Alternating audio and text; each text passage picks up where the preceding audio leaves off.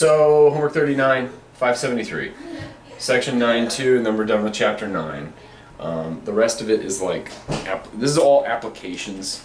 The next stuff is physics and engineering and stuff like that. If you're into that, go for it. I'm not going to stop you from doing more, but whatever. 1 through 15, odd. 25. Make sure you do 25, okay? It's cool, because I wanted to do it in class, but then I saw it was an odd problem, and I was like in fact, before I even looked at the problems, I was like, we're going to do something like 25, and then I saw that it was a problem. I was like, I'll let you guys do it. It's cool. 29. Nothing to say about 29, but 29 is also there. So, okay, today we are talking about surface area. So we've done arc length. You have some things.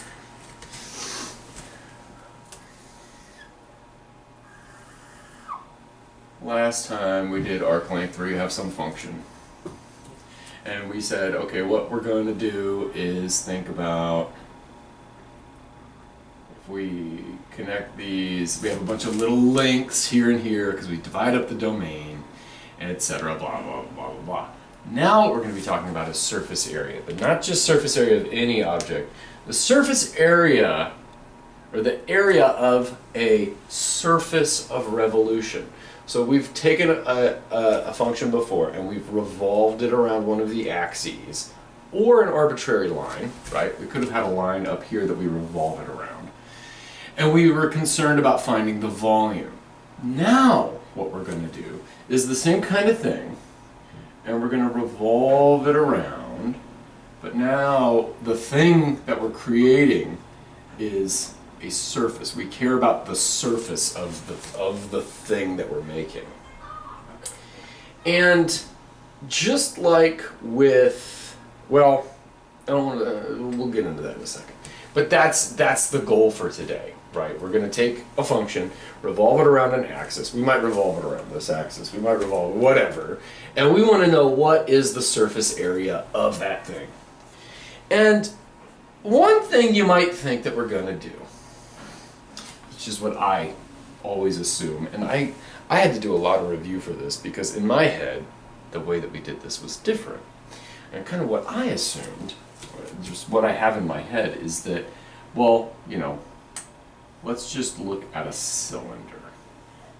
And we want to know what's the surface area of this cylinder. And we're going to say, okay, it has radius r, okay, and it has some height h. Then what we could do is say, well, if we want to think about the surface area of this thing, we could cut it right down here.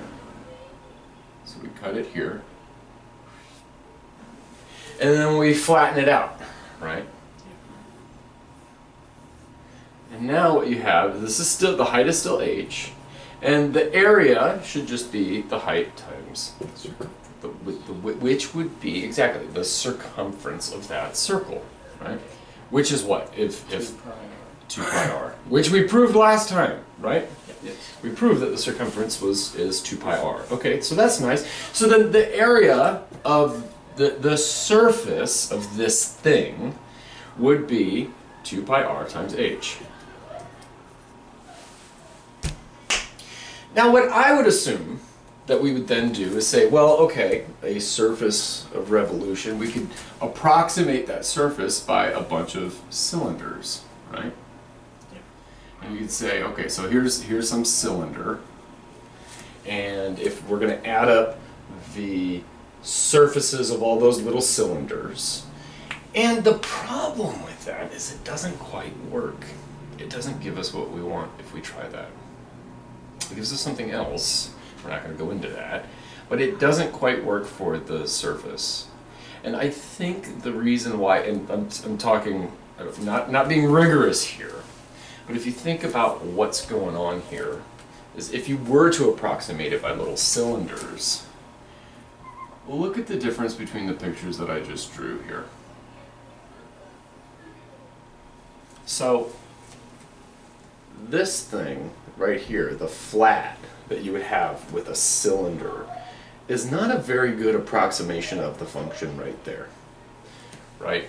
Like, I mean, it might be if your function happens to be flat, but in general, your function might be doing something like this. And if you're using a cylinder, a nice flat cylinder, that does not do a very good job of approximating what this, not volume, what this surface should actually be. But if we do something like this, right?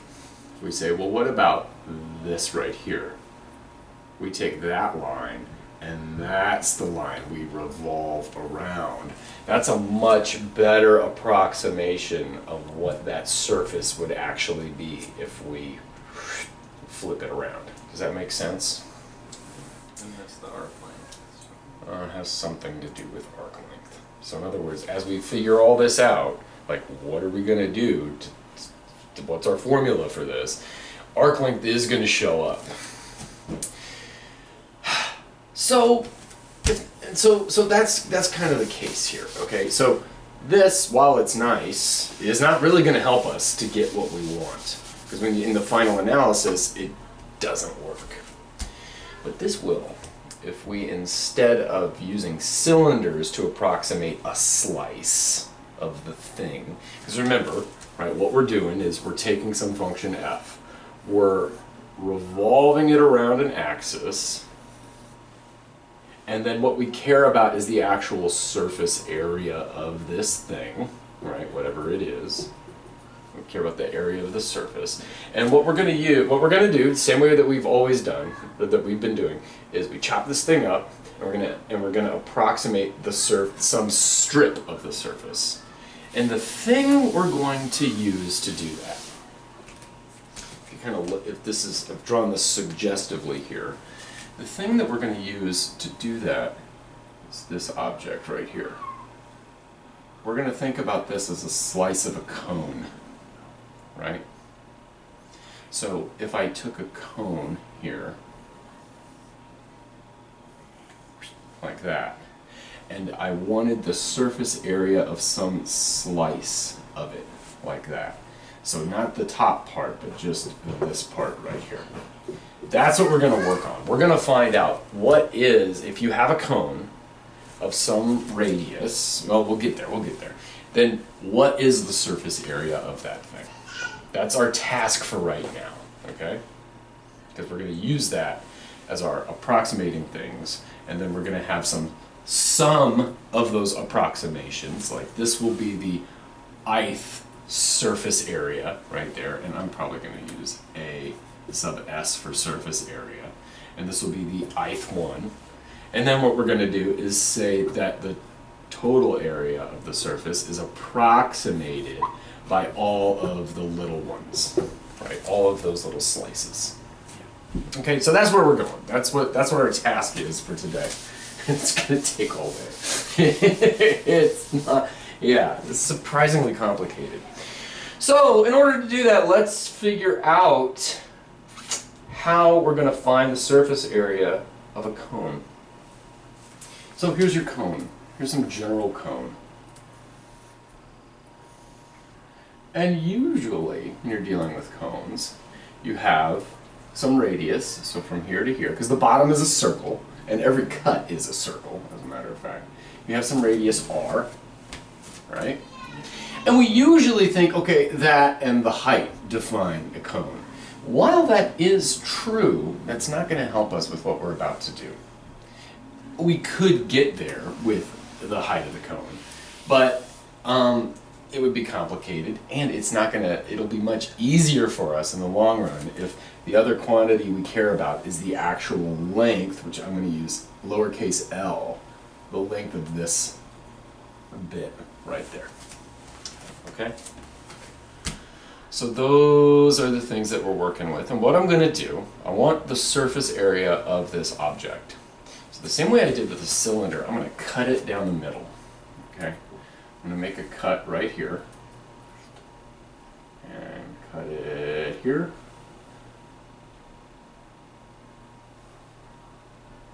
Just like that. That's radius would be right about there, right? Everybody see what I did? Just sliced it, just right from the top straight down.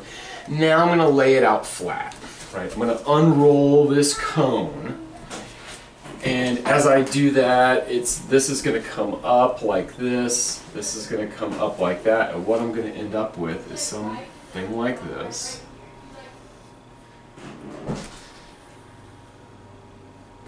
And now, this length is the same as that. It has not changed, right? The distance from the tip to the bottom here is still L. So this is L right there. Ditto over here, I'm not going to write it. What's this right here? What's that length? That's 2 pi r. It's the circumference of that circle. Good. That's 2 pi r all the way around here and here. And no matter how big or small my cone is, this ends up being some angle. We don't know what it is. We're just going to call it theta. And I guess the more squat your cone is, right, the bigger that thing's going to be, right? And because you could imagine if it looks like this, and you cut that thing, the smaller that gets, the closer to a full circle, I guess you have, right? And the taller it is, the smaller it's going to be, or the smaller the angle's going to be. So theta could be anywhere from 0 up to 2 pi. I doubt it could be equal. I mean, in the limiting case where you don't have a cone, you have a dot, right? Or you don't have a cone, you have a circle, then yeah. But okay, so that's what we're working with. So what's the area of that? What's the so if you think about this, let's say what now? Yeah, never mind. Yeah, so we call this a sector of a circle, right? Because that's L, that's also L, right? So really, what this is, if we imagine a circle of radius L, we could put that on some axes. He would go up to L here, down to negative L, up to L, down to negative L, and the area that we care about is some sector of that, right? Where this is theta. This right here would be my 2 pi r, right? 2 pi r, right there, from there to there. And each of those is L, because that's the radius of the circle. So now what we need is the area of that. And this is where it gets difficult. So I'm going to come back to this in a minute. In fact, I'm going to get rid of this and this. I'm going to redraw this smaller up here to give myself some room. But I want to remember that this is the thing that we're trying to find with L and 2 pi r. This is my given r and my given L. And this is the thing that I'm trying to figure out right here. So here's my theta. There's my 2 pi r right there. And each of those lengths is lowercase l. So I'm going to come back to that. But now I want to think in general here. In general, we have some circle that's on the xy plane, and of course we've centered it here at 0, and it's a full circle. And what I like to do, I hope that this isn't more confusing. It's just that when I'm thinking of a circle in general, I think of its radius as r.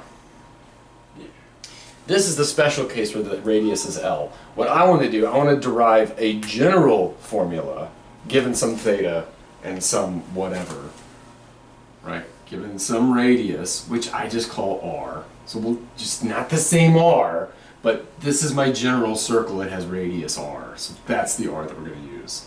Okay, then we're going to get some formula in terms of r and in terms of theta.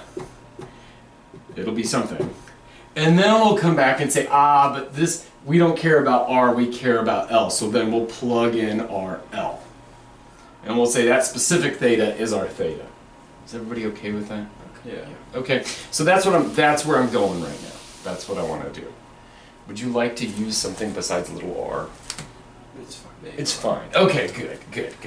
Okay, so I want the area of this sector right here, that whole thing right there.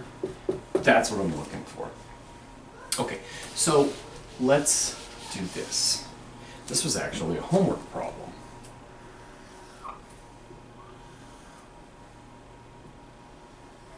Okay, so here's my circle, just part of the circle of radius r. What is the formula for that thing? Yeah. No. For the actual object, the function. Oh, x squared plus y squared. X squared plus y squared equals r squared. And so r is here, and r is here. And so if I want x or y in terms of x, I solve this guy to get Root r squared minus root r squared minus x squared, right? Bring the x squared over, take square root, and we want the positive one because of the way I've drawn this. It would work just fine if we used the negative one, but why would you do that, right? Okay, and so now we have some theta right there. And what I want is the area of that slice. It's called a sector. I want the area of that sector. And one thing I'm going to do, so the first thing I'm going to do is this. That right there. Because that's a triangle. We could easily get the area of the triangle, right? Yeah. And so we just need two quantities, this quantity and this quantity. And if we had those, then the area of the triangle, and let's give this distance right here. So from here to here, let's call it A. And the distance from here to here, let's just call it B. And if I knew what A and B were, then I would say the area of this triangle is what? The square root of a squared. 1/2 a times. Yeah, the Oh, the- area. Oh, the area. Area of this, right, would be 1/2 the base times the height.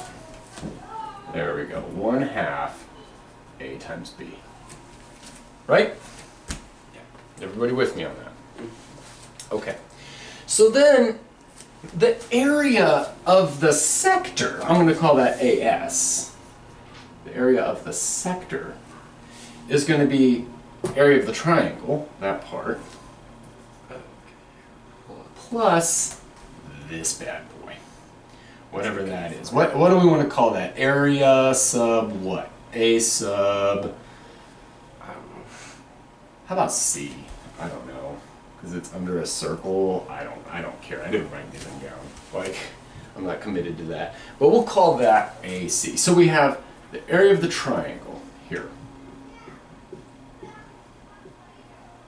And then we have the area of the curvy part. Yeah, that's what the C is, curvy. The area under the curvy part, right there. Okay, and if we add those two areas together, then we get the area of the full sector. Does everybody buy that? Yeah. Right? So now our problem comes down to, we just need to find AC. Well, it's an integral, right? It's gonna be an integral. But before we do it, let's get a few things down. Let's get A in terms of theta and R. So it's cosine of theta equals A over R. There you go. Cosine of theta equals A over R. I just want A. I want A by itself. Oh, we want A. So R cosine theta. R cosine theta equals A. I'm going to get that over here.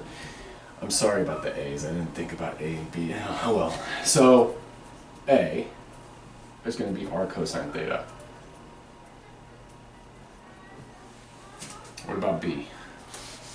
R sine theta. It should be R sine theta. I want to check that because sine theta should be opposite, which is B, over hypotenuse, which is R. So yes, R sine theta should be B.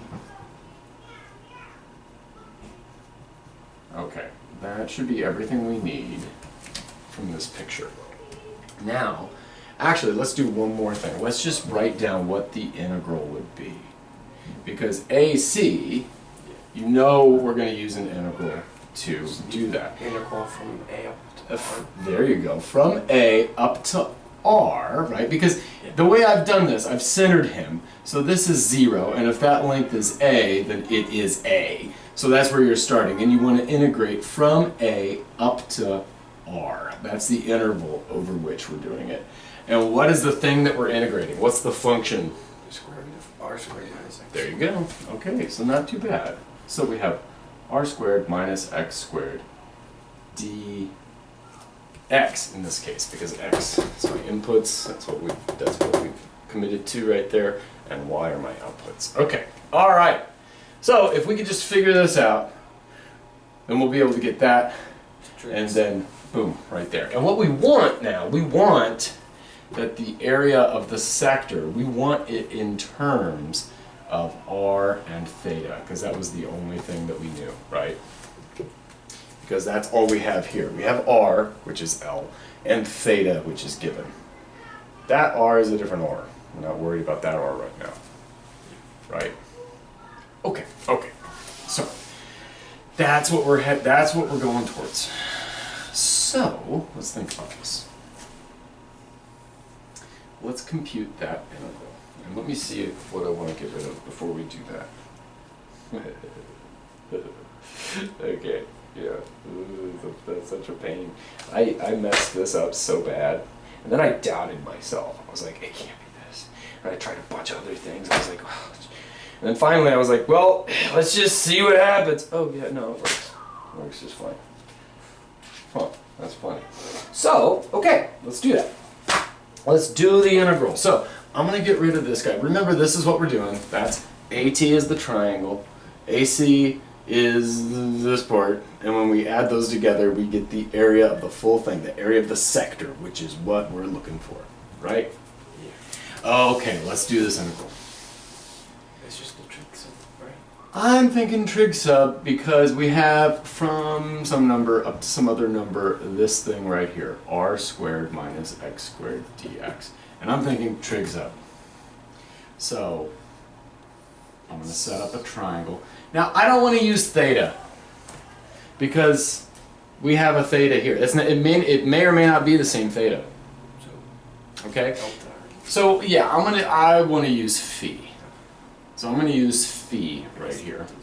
Now, what do I want to put everywhere else? The square root of R squared minus X squared is either one of the sides.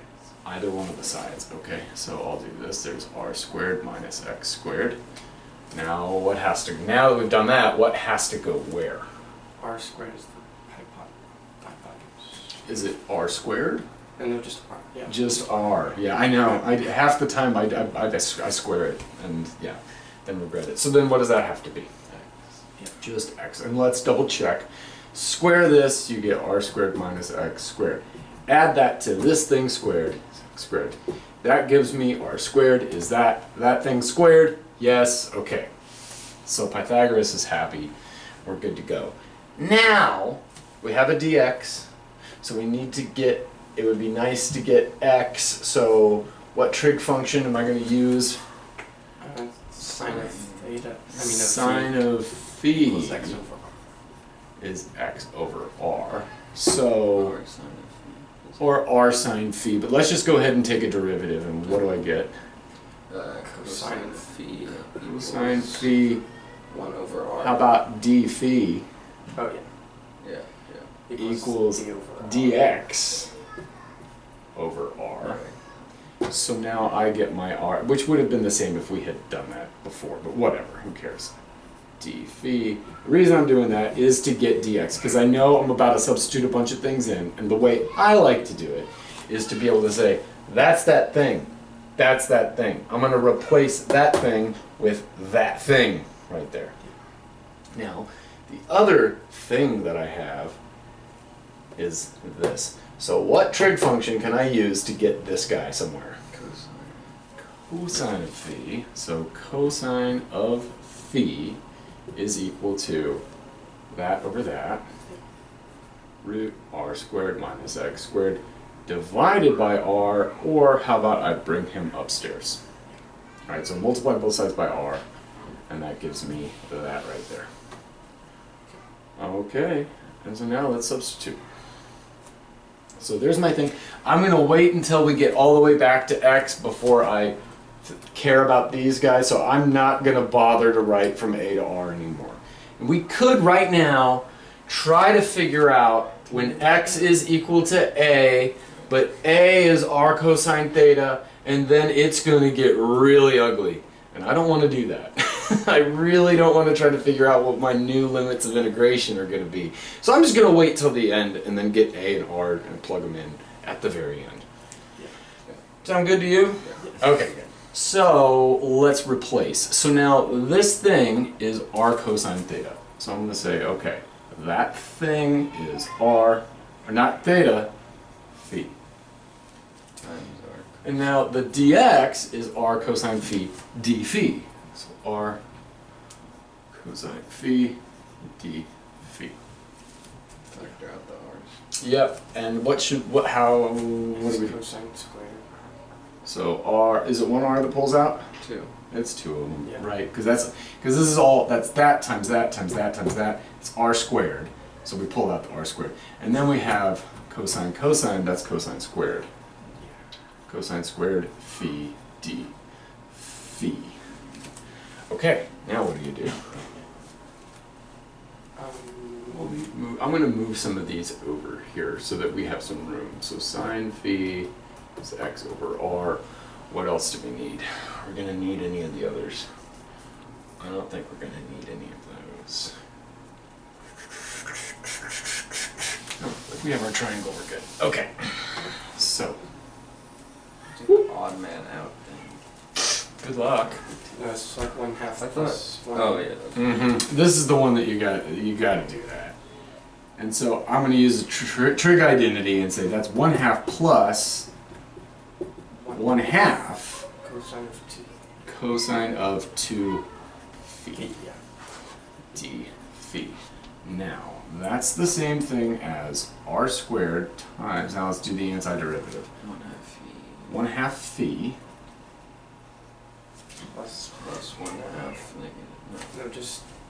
Yeah, this one negative has sine. So 1/2. Now you take the antiderivative of cosine, and what do you get? Sine of 2 theta. So yeah, just. Sine of 2 times 2 phi times 2?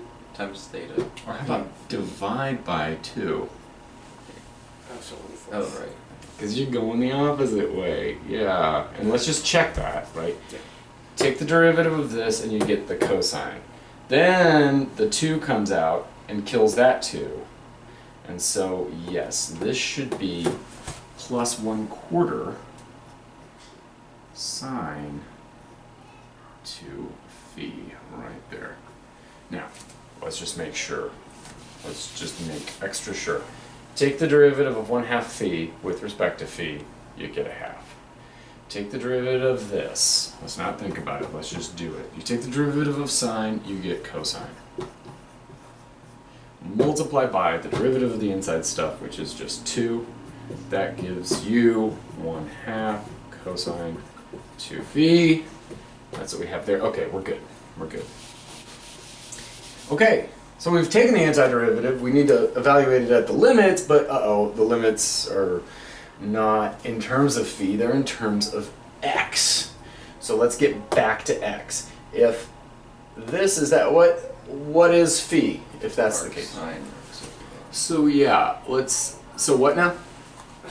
r. Arc sine x over r. Arc sine, there you go. We're gonna take arc sine of both sides. That makes the phi pop out. And I get arc sine x over r, like that. Okay, so now I'm gonna plug them in. This is where it gets really ugly. 1/2 arc sine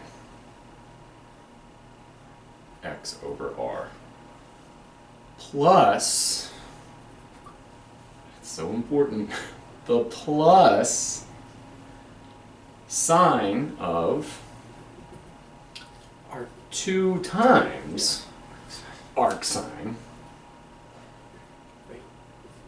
x over r. Double check all of that, please. Yeah. Does that work? Yeah. Okay. Now, we're going to plug in our endpoints.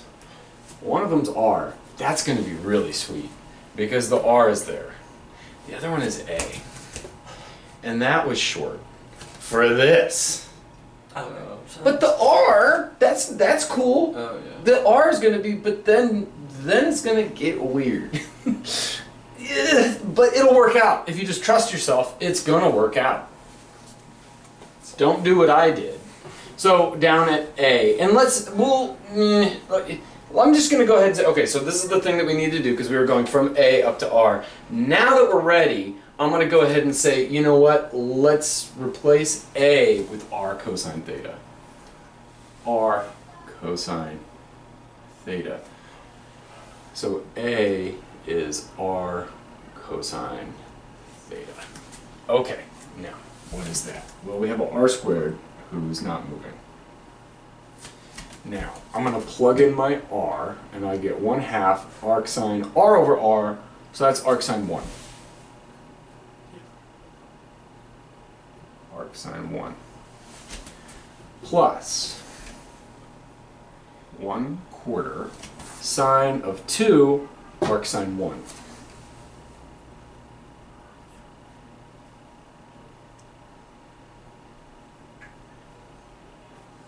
Okay, that's the first part, and so I'm going to put parentheses around it. Minus the second part, which is what I get when I plug in the R cosine theta. When I plug in an R cosine theta, the x becomes R cosine theta and gets divided by R. So the R's cancel, and now I have arc sine of cosine. which is just theta. Oh yeah, cosine. Yeah, that's it's one of the pitfalls of not changing your limits of integration. But if we change the limits of integration, we would have to do about the same amount of work when we do that as we're about to have to do now. So whatever. Arc sine of R cosine over R is just cosine theta. Okay, cosine theta. Plus, that's important, 1/4 sine of 2 arc sine, yeah, cosine theta. And at this point, You need a lot of practice. yeah, you do. There's that, and then end bracket. There we go. Okay. Now, some of this stuff we can make a lot easier because arc sine 1, what is arc sine of 1? Pi over 2. Pi over 2. So this, and I'm just going to go ahead and erase to give myself some room. You just told me that this value right here is pi over 2. Yeah. So that's pi over 2 times that. Nice. Now, you just told me that arc sine is pi over 2. Yeah. Arc sine 1 is pi over 2. Okay, so that's pi over 2. Yeah? Times 2 is Times 2. Okay, so then what's sine of pi? pi. 0. So that's Nice. 0. Oh, that's nice. That's very nice. Okay, so he's 0. Let's just make sure. Hold on, I want to make sure I didn't mess this up. It was 2 times arc sine of 1, which is pi over 2. So that's sine of pi. Sine of pi is 0. So 1/4 times 0 is 0. We're good. Oh no. Arc sine You can't even. of cosine theta. Okay, Not even plugging anything. so here we go. Do we have what theta equals? No. Wait. Here's the problem. Oh, did I not write this down? What did I do here? Arc sine of cosine theta. How did I get from there to there? I can't. For some reason I cannot think on my feet right now. Cosine theta. Ah. Okay, right. So this is what we have to do. Cosine theta. So you have some triangle, and you have some theta. Let's just call this A. Let's just call this B. Cosine theta, and let's just call this R. Cosine theta is A over R, right?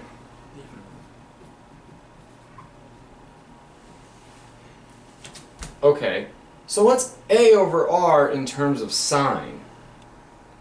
Sine, like in other words, I want sine of something to equal A over R.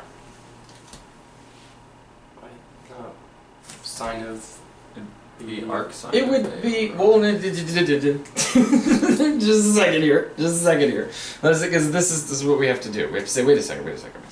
There's one thing at a time here. If cosine A over R, cosine of theta is A over R, sine of what equals A over R? Well, sine is opposite over hypotenuse, right? So it's sine of Whatever this angle is, which is 90 minus there is it 90 or what are we like to 180 use? minus pi Not over- 180. Pi over 3. Pi over 2 minus this. Oh. Oh. Yeah? Because that triangle needs to add up to pi, right? All the angles of that triangle need to add up to 180 or pi. So when you add that angle plus that angle, you know, think about a 30, 60, 90, right? Like, or if you have, if this were pi over 6, pi over 6, that one is pi over 2, then this one has to be pi over 3. Why? Because you say, well, it has to be pi over 2 minus pi over 6, which is pi over 3. You've been doing this since like 2nd grade. You've just been using, you know, or I don't know when you start to learn this stuff, but like, you know, you would say, if this is 30 and this is 90, then that would have to be what? Oh, 60. But now we have to do it in radians, right? So you say, well, if that's theta, that has to be pi over 2 minus theta, right? Okay, so then you're telling me that cosine theta equals A over R. Well, then it must be the case that sine of pi over 2 minus theta equals A over R. equals A over R, right? Yes. Right? That's what we did there, right? Does everybody buy that? Yeah. We just said, well, hold up, this is some triangle. You have some A over R. You could get that same A over R with sine, you just have to go to the opposite side. What's the measure of that angle? Pi over 2 minus theta. So this gives, so these are the same thing. Cosine theta is the same thing as sine of pi over 2 minus theta. Does everybody buy that? Okay, so everywhere that I see a cosine theta, I could write sine pi over 2 minus theta, right? Let's do that. I'll make it a little bit. That's going to make our lives a little bit easier. It's going to get a little ugly, but I'm just going to say, okay, instead of cosine theta, that's the same thing as sine of pi over 2 minus theta, right there. And instead of cosine theta here, I'm going to have sine of pi over 2 minus theta. Well, that's nice, because arc sine of sine is just going to pull back what you want, right? So, let's do this. Over here we have r squared. This worked out to just pi over 4, right? Yes. Nothing here, nothing here, nothing here. Now, I'm going to go ahead and get rid of these parentheses by distributing this negative into here. We have minus 1/2. Arc sine of stuff is just whatever that stuff is. So pi Right. over 2 minus So it's pi over 2 minus theta. Plus, but this is important, and this is one of the places I messed up. That minus comes here and makes that one minus. So minus 1/4 sine of oh no. Okay, sine of arc sine, or yeah, so arc sine of sine is just whatever that is. So that's the same thing as sine of 2 times pi over 2 minus theta. Did I do that right? Yes. Double check. Is that all good? Yeah. And I did the minus correctly this time, which will mess you up. Okay, I think we're done with all of this stuff. I don't think we need to come back here. We've already substituted this stuff back in. We know that this is the thing. This is this. Yeah. We've even evaluated it at the endpoint. So now it's just we're just plugging and chugging and trying to figure out what is this thing. Okay, And then so. we have to take an integral of all of them. Well, no, we've taken the integral. No, I mean when we finally get the final thing.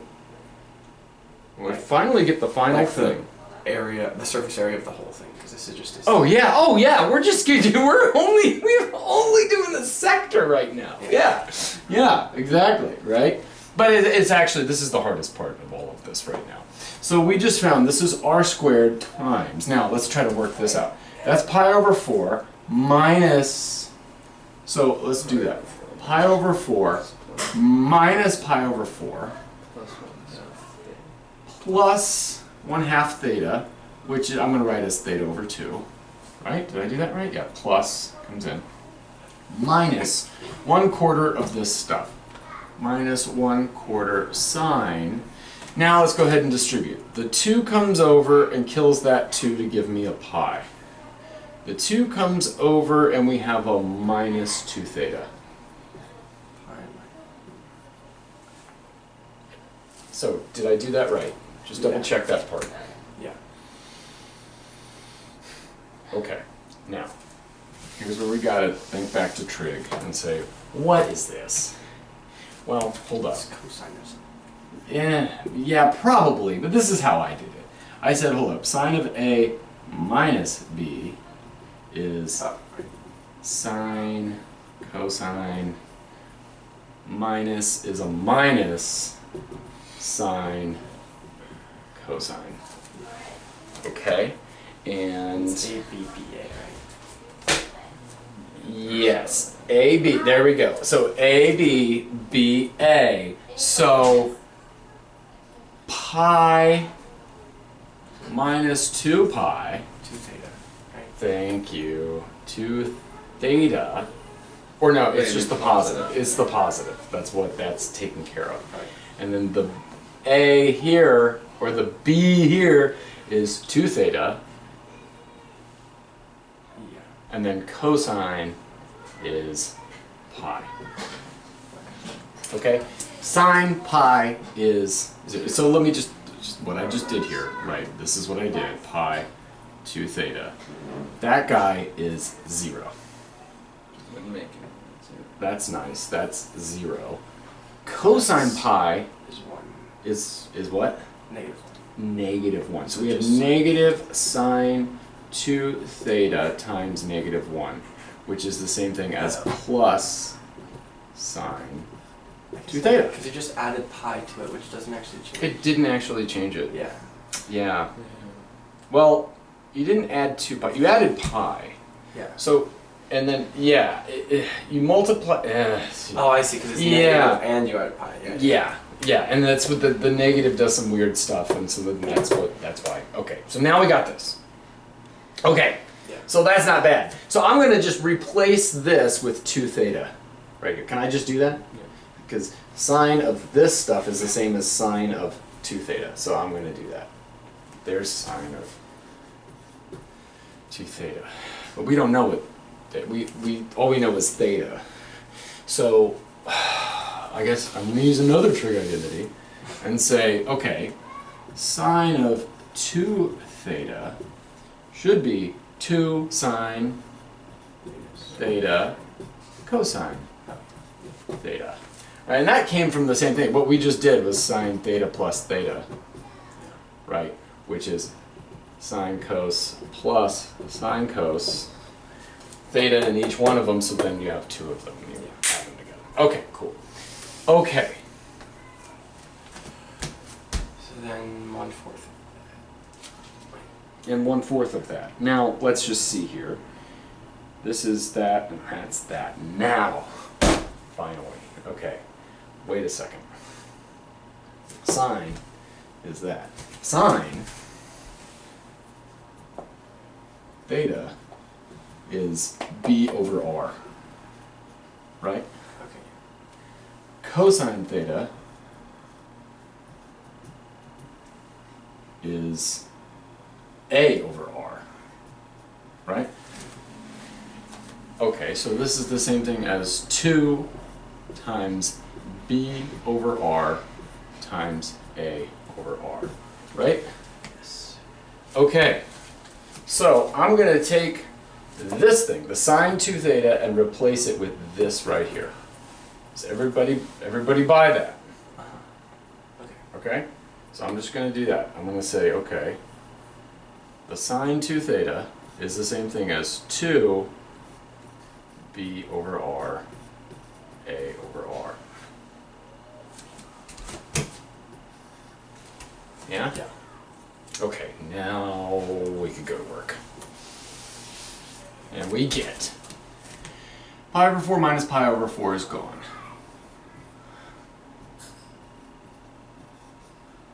Beta over 2, nothing happening with him. Minus, okay, the 2 and the quarter, that should just give me a half, right? So minus 1/2 a times b over r squared. So ab over r squared.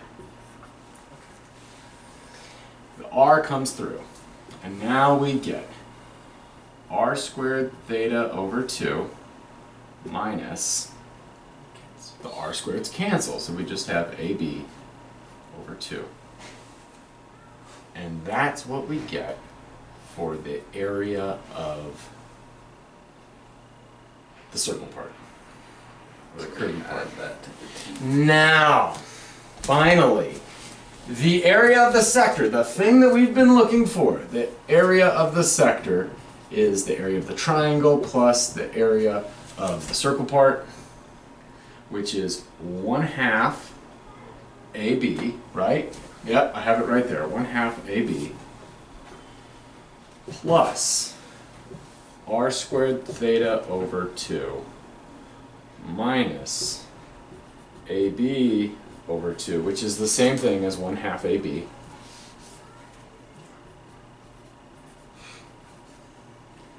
These guys are gone.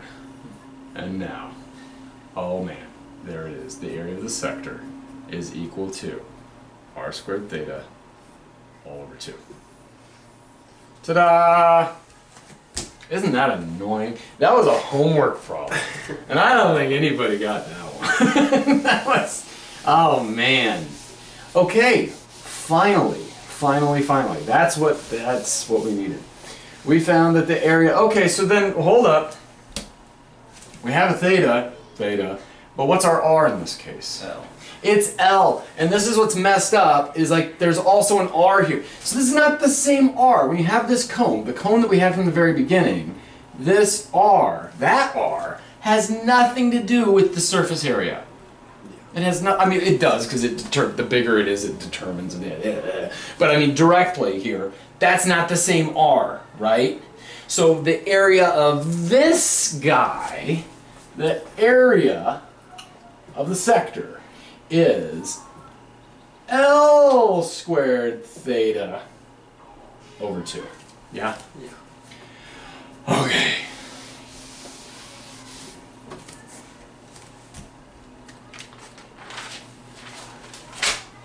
Here's the really annoying thing.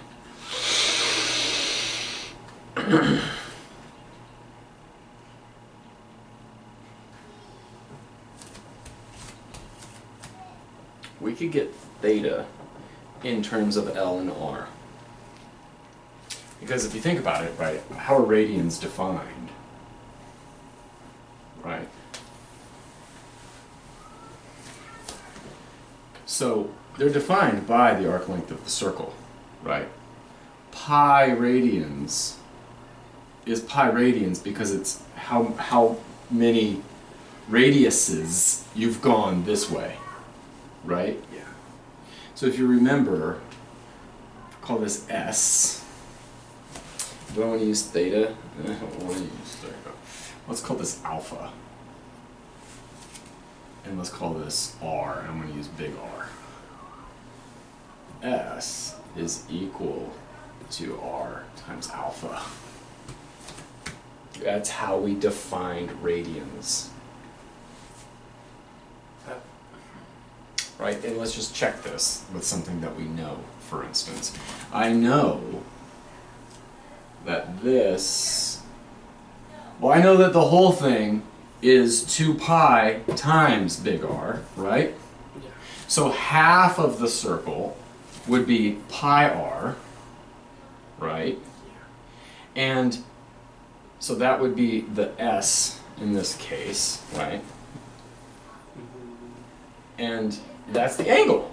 That's how we define these guys right there, right? R times the angle is equal to that. That's what radians are, right? Yeah. Okay, okay. So then, if the S is 2 pi r, and this is L, and this is theta, then we have that the S is 2 pi r, the R is L, and the alpha is theta. Just by definition of radians. That's all that means. Right? We haven't done anything new. It's just we rarely ever see this because we just think, oh yeah, radians, they're like degrees. But no, it has to do with the circumference of the circle. And so since that's the case now, I want to get rid of theta, I believe? Yeah, I want to get theta. I don't want theta in there. R over L equals theta. So I'm going to replace theta with this. So we have L squared 2 pi r over L all over 2. That gives me, That cancels. yeah, a bunch of stuff's gonna, so the L cancels, and we have L 2 pi r over 2, So just L. which is pi r L. There we go. There it is. That's the one that we want. That's the way that's gonna help us. Isn't that annoying? Okay, all of that work to find that the area of this sector is pi times r times L. Ta-da! Like I said, I obviously, I know why I don't remember this, because when I saw it, I was like, I don't know, no! It just pushed it out of my brain. Okay? Okay, now we're finally ready. Now that we know this, we're finally ready to get that band that we've been looking for, because we don't care about the entire thing. Because remember what we're doing here. We're going to have a function. We're going to say from here to here can be approximated by that line, and when you revolve that line around, the thing you get is a band right here, a band of that cone. Now we want the surface area of that band. So this is what we're going to do. We're going to say, all right, that's the band we care about. Now we could think about this as two different radii. The one here, which we're going to call R2, and the one here, which is what we're going to call R1. Okay? Now, this length from here to here is what we're going to call L1. This length from here to here, we're going to call just regular old L. Because remember, that's the part we care about. That's the thing we care about. We care about that L. We have a formula for L. That's nice. So that's the L that we care about. Okay, now. Cut it in. Well, yeah, so this is what I'm going to think about. The thing that I care about is the area of the band. Right, that's what I want. And I have a formula for the entire thing, the area, the total area. The thing that I want, and so we'll say, then that's the area of the band, and the rest of the area, let's call that area top. Okay, does everybody buy that? That the total area of the cone, which we have a formula for, is the same thing as the area of the band, which is the thing we want, plus the area of just the top. But the top is just pi times r sub 1 times L sub 1. Yeah, so let's do this. So the area of the band. So first off, I want the area of the band. So I'm going to say area total minus area top is the area of the band. That's what I want, right? Right? Yes. Okay, so I'm going to rewrite that at the very top to give myself some room. So area of the band is the area total minus area top. Okay, nice. The area total is easy. That's just what? It's this entire thing right here. So L1 plus L. There you go. Oh, So yeah. pi R2, right? So pi R2 L plus L1. That's the area of the total thing, right? Because that's the total length. That's the radius, right? That's the radius is R2, R2. Minus the area of just the top, which is going to be I R1 L1. pi R1 L1. Okay. Let's change this up a little bit. And we're going to say, okay, I could pull out a pi. I'm going to distribute him in R2L plus R2L1 minus R1L1. Right? Yeah, because I pulled out a pi, I need to have all those together. Now let's get the L1s together. They are together. That's nice. And so I'm just going to pull out an L1 here. We have pi R2L plus R2 minus R1 L1. Yeah? Yeah. Okay. I think that works. Now,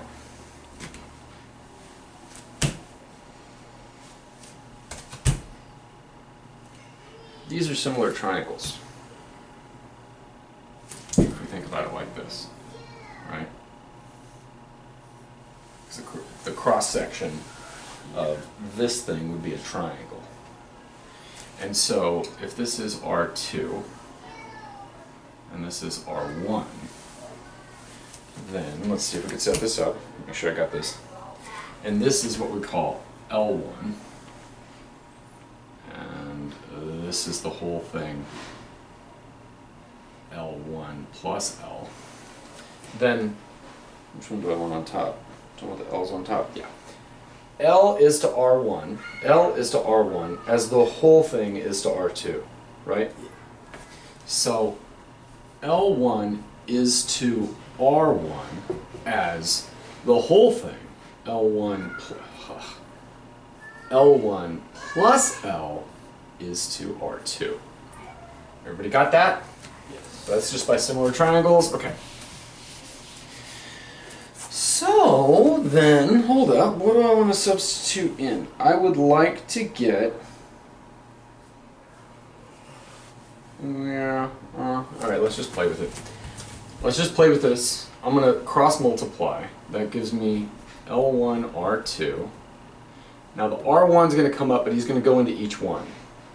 So that's L1 R1 plus L R1.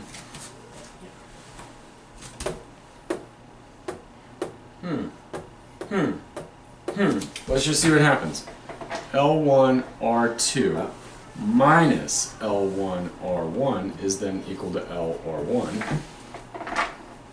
Pull out the L1 and I have R2 minus R1. L1 equals L R1. That might make this look a little simpler. Maybe. We'll see. So L R1. That right there is L times R1, or R1 times L.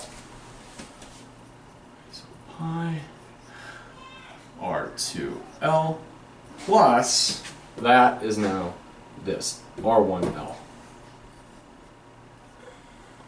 Everybody got that? Believe it? Do you believe it? I believe it. I think this is all pretty sound. Okay, I can pull an L out. It's nice. Pi, regular old L. And that's nice because now that's the thing, we don't care about L1, right? Yeah. Think about the setup here, right? We have something and we're using this, right? The way that I've drawn this, or the way that we named it, the reason why I didn't call it L2 is because that's the actual length that we're going to be dealing with. So it's nice that we have him by himself. That's why I wasn't just like, I mean, I was just, it looks random, like I'm just playing with it and oh, hey look, that does this. But I wouldn't have gone the other way and gotten rid of him and put L1 there, because we don't care about L1. We care about L. That's the bit that we want. And so that's why we ended up there. Anyway, what's left over? R2 plus R1. And here's where it's going to get interesting. Thinking again about how this thing is going to be set up here. We're going to have some function which does something like this. We're going to have a bit here and a bit here, and that's that side of the band that I'm working on, right? So then this is going to be R1. This guy from there to there is going to end up being R2. And so what we're going to end up doing is saying, let's take the midpoint right here to evaluate this. Why? Because we're taking an integral, and it's going to, the distance is going to go to 0, right? And so I can use the midpoint right there. And the midpoint of this, I'm going to call R. And I'm going to say it's R2 plus R1 over 2. Okay. That's the midpoint right here, R. Or, well, midpoint, I mean, that's not where it is. That's the value of the radius, is that. And so 2R is going to be R2 plus R1. So, pi L 2R, or how about 2 pi RL? Where R is the average of these points. Just like a random. Or like. Yeah, and if you remember the definition of an integral, right? We had our, so I'm going to get rid of all of this. We're done with that now. If you remember the definition of an integral, you have some function, and the thing we do is we partition the domain, and we say, okay, in any one of these intervals, remember I said this is important, but we're not going to actually use it, is that when you go to evaluate the, you could use a left-hand endpoint to evaluate the height, you could use a right-hand endpoint to evaluate the height, or you could take any value that's in there, and we called it xi star. Yeah. Remember that weird thing? It means anything that's in that interval can be your representative point. So now we're just taking the middle one. And so we're taking the, we're going to choose to take the middle one. That's why we brought this substitution in right there, because that's what it's going to be. And it's going to be really nice, because it's going to work out very nice and make this straightforward. Okay, everybody ready? So we found that the area of a band is equal to 2 pi RL. Ta-da! All of that to get that. It's funny, because when you first see formulas for, you know, like It's just the surface times the length. yeah, or or like you see in the back of books, you know, like a geometry book, it'll say the surface area of a cone is this, and you're like, oh yeah, okay, that's obviously. No, that's not me. Okay, so. It's obvious after you figure it out. Mm-hmm. It's not. So finally, here we go. We have our function f.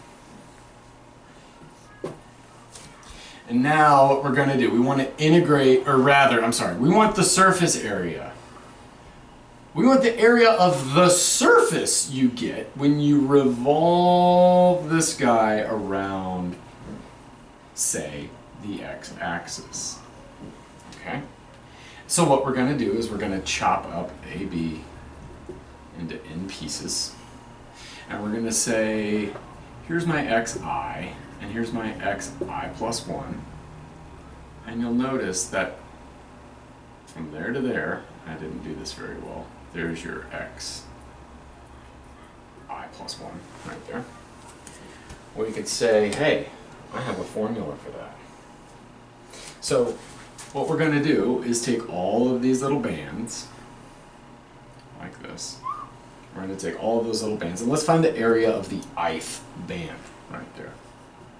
The ith band, the surface area of that ith band is, well, 2 pi RL. 2 pi R, where R is this middle bit right there. Right, so that's what the R is. And the L is the ith length right there. If you had chopped each of these guys up and made them, remember this is just arc length from last time. It's just your ith length that you use in arc length. Okay. Now, but this r, let's just be careful here. You plug in an xi and you get out a yi. You plug in your xi plus 1 and you get out a yi plus 1. And so the way that we've done this here is we're going to say, okay, then r, in this case, would be the average of these two lengths. Yes. yi plus 1 plus yi over 2. Right? Because remember, we're Looking at it this way, there's your cone.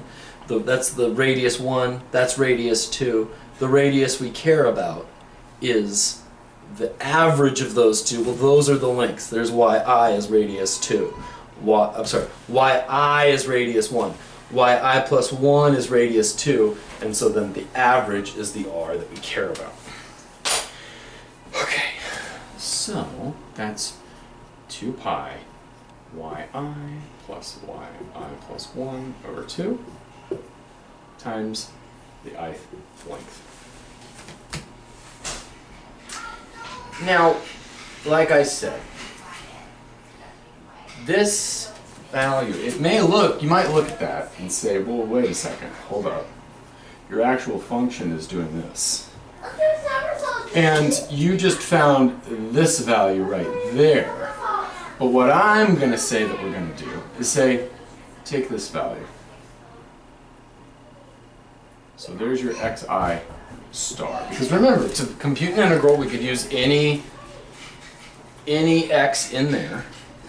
And it should be obvious that as we take smaller and smaller, or rather, as the number of as the partition gets finer and finer, then these lengths are going to get closer and closer to that value, so that this distance from here to here is going to go to 0. Does everybody buy that? So, in other words, what I'm saying is that instead of doing this right here, I could just say, take some x star that's in that interval and plug it into f. Do you buy that? Yeah. Right? Because the actual thing from our formula is this value. But in the limit, if we take this value instead, It doesn't. it won't matter, because as it gets finer and finer, those two are going to get arbitrarily close to each other. So I could just take that right there. I'll just say, instead of finding the average of these 2 points to find the mid distance on that line, since the function's going to get arbitrarily close to the line as I take finer and finer bits, I'll just use that, and in the limit, they'll be equal. Li was given by, just like last time, 1 plus f prime at x star squared. Right there. Yeah. So that's my ith area, So then we data go. and so we're going to sum them up. And we're going to get that the surface area is approximated by the sum of all of the ith areas. But then when we take the limit of the sum,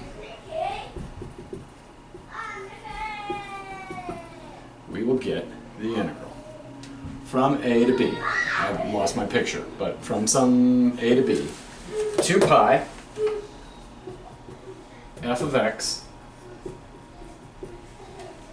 times the length, which is 1 plus f prime of x squared dx is your surface area. Holy moly, that was a lot of work to get that.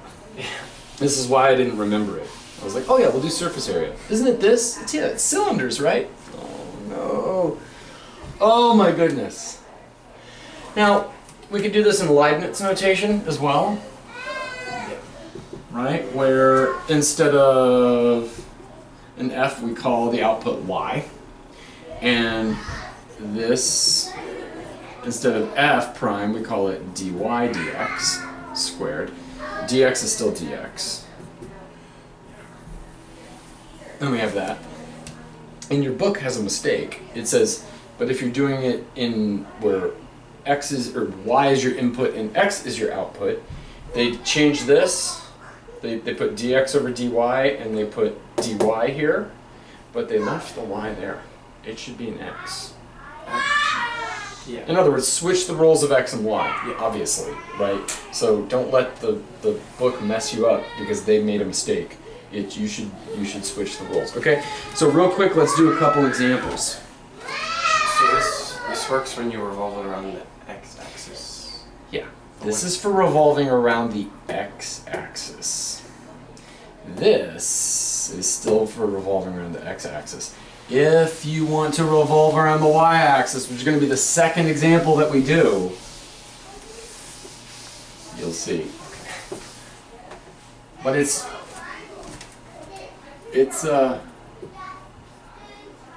no different than everything else we've done.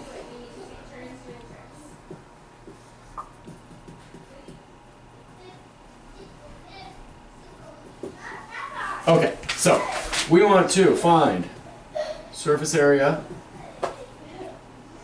of a sphere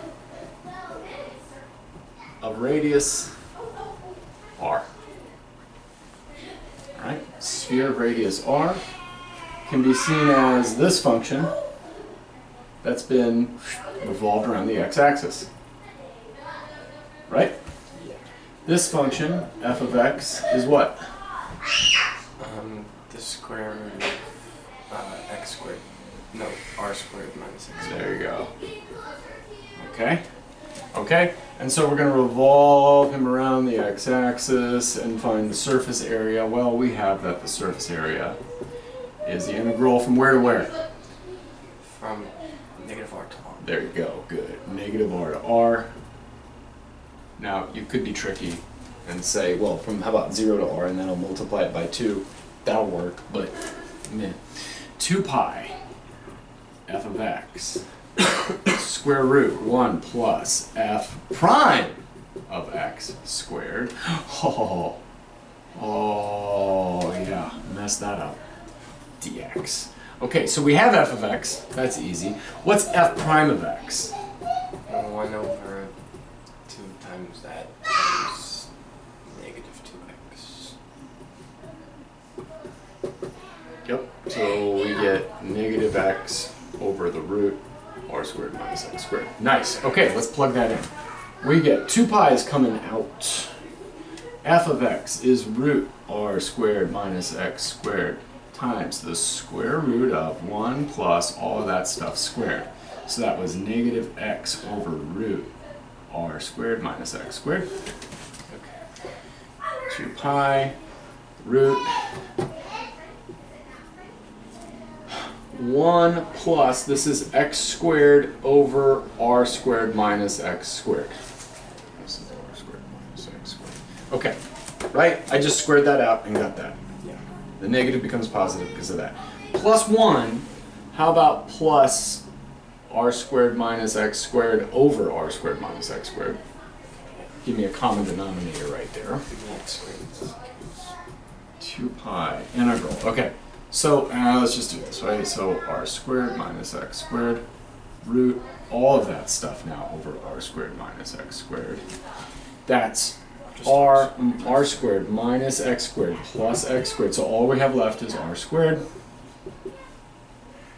And yeah, so that's just r over the square. R, Yeah. and then So they cancel. that's, yeah, isn't that nice? R squared x squared times r over root r squared minus x squared. Yeah. 1r? Yeah, because it was squared, and now we took the square root of it, and so it's there. Okay, good, good. Now that guy's gone, and r is a constant. I can pull him out. So 2 pi r times the integral of 1 dx. So that's 2 pi r times the integral of x, evaluated up at r and down at negative r. Okay. So 2 pi r times 2 pi r minus times r minus negative r, Oh, r minus Uh-huh. r. which is That's 2 just 2R. r 2r, right? Wait, yes, 2r. So that's 2 pi r times 2r, So 4 pi r squared. 4 pi r squared. And that's what the book says, or what books say. Now here's an interesting thing. What is the volume of a sphere of radius? 4/3 4 R thirds squared.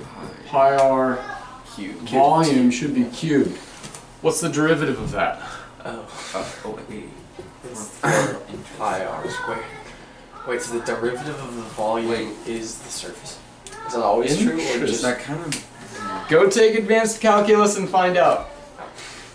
Go take advanced calculus and find out if there's a connection. Maybe this is just a special case. Maybe there's something more going on. there's probably something more? There's probably something more going on. Otherwise, you wouldn't have thought it. Okay, but yeah, it doesn't work in general. You can't just say, oh, well, if I know the volume, I'll just take the derivative. My volume is 7 cubic units. Take the derivative. It's 0. There's no surface area. You gotta be careful how you do that. Okay, now, here we go. Find the area of the surface made by revolving. How did I write this? Y equals x to the 1/3, revolving that, where x goes from 0 to 1, about the y-axis. Okay, so everything's true here. I just want to swap the roles of x and y. Yeah.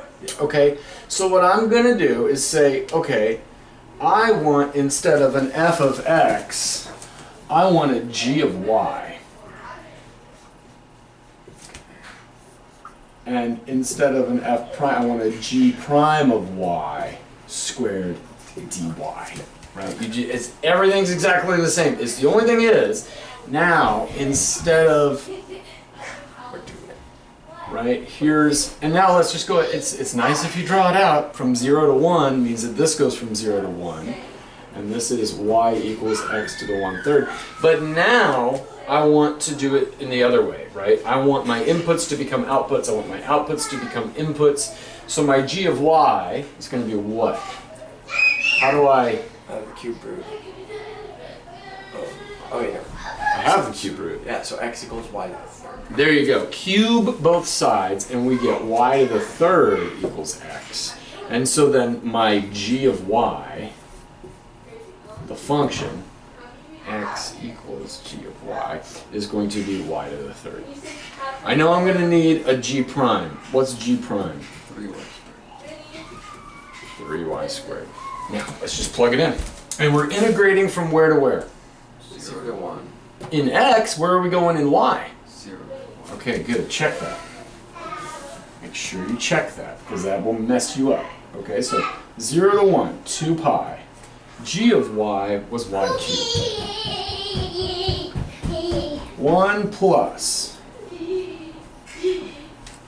g prime squared. G prime is 3y squared. dy. And of course this is the surface that we're dealing with right there. We want that surface area. Let's get rid of him. Okay, so now what do you want to do? Plot 2 pi. Yes, plot the 2 pi. Multiply out the 3y squared. Okay, so we have y cubed square root of 1 plus 9y. 9y to the 4th. That is definitely where I would start. That way then. Now what? Use. You can't factor that. Do you see something in something and a derivative of something that's outside of something? Yeah, I see that.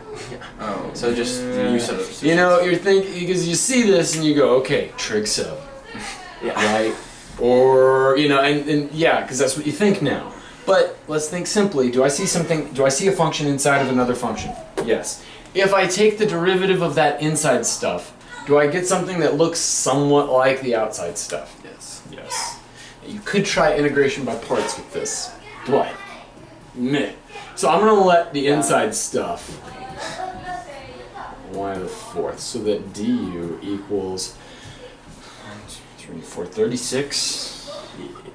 36 y to the third dy, so that dy equals du over 36y cubed, which is going to be nice because it's going to cancel that guy, which is really good. So 2 pi y cubed square root u. Now dy is equal to du over 36y cubed. Yeah. The y cubes cancel.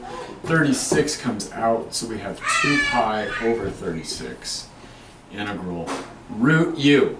Root u is u to the 1/2. Which is 2. So, all right, hold on. Let's take care of this because those are even. Pi over 18, I think. Yeah. Now, the antiderivative of u to the 1/2 is 2/3. There you go. 2/3 u to the 3/2. Evaluated up not at u but at y. There you go.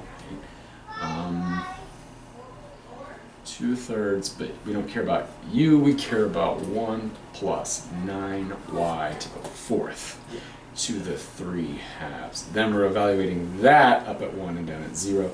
Don't think, oh, it's a 0, I don't need to even bother, because in this case, There's the 1 and it messes. yeah, right? So let's see.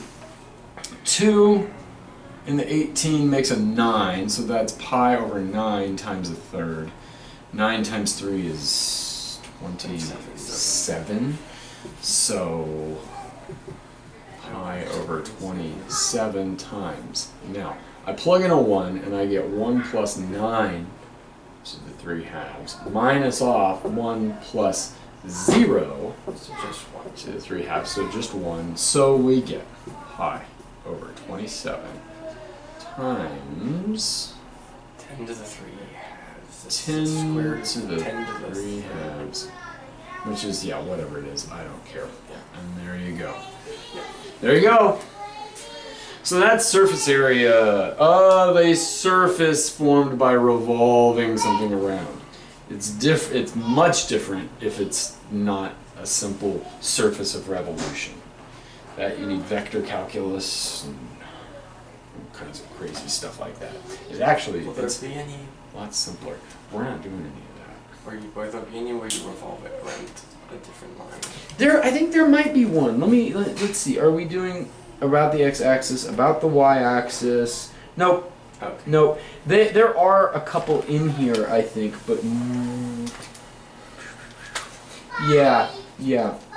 There's a couple in here, but I didn't assign any of those. These are either going to be do it about the x-axis or about the y-axis. Just be careful, because if your thing,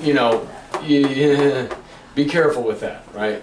And just make sure that if you're doing it with y's, that everywhere that you see an x, you interchange it with y's, and think of the inverse of that. But they may have given you a g of y, right? They may have said, here's your curve. And if that's the case, and you're revolving it around the y-axis, then you don't need to do anything crazy. It's already in the form x equals y, or some function of y.